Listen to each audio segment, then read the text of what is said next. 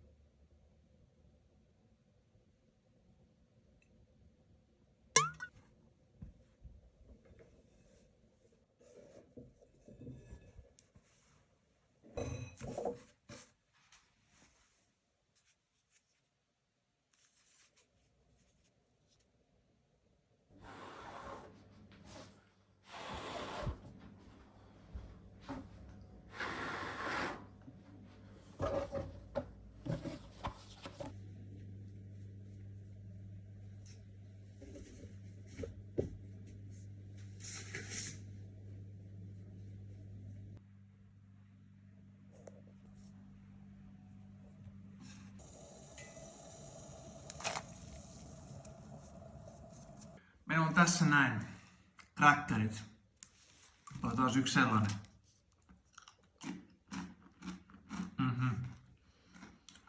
Kuinka rapeet nää on. Älkää heittäkää möröt pois, vaan tehkää crackereita. Tosi hyviä. Tähän päälle vielä joku tuore juusto, niin on ihan loistava.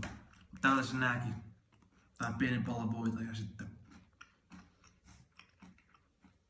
Siis niin hyviä.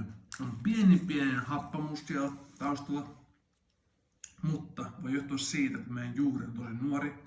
Se ei ole vielä voimakas, niin se ehkä on tehnyt sen happamuuden. Mutta siis siitä huolimatta tosi hyviä. Sitten meidän pastaa.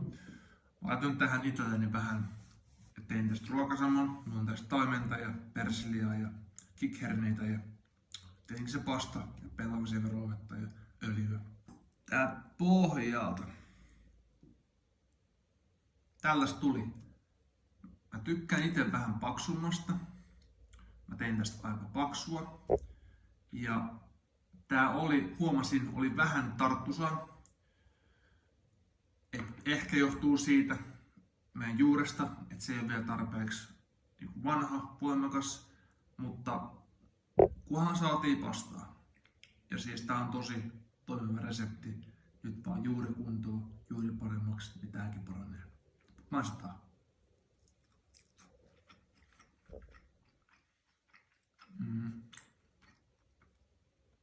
Oma pasta on ihan hito hyvää.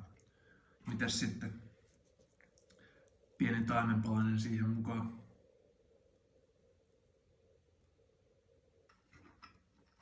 Nice.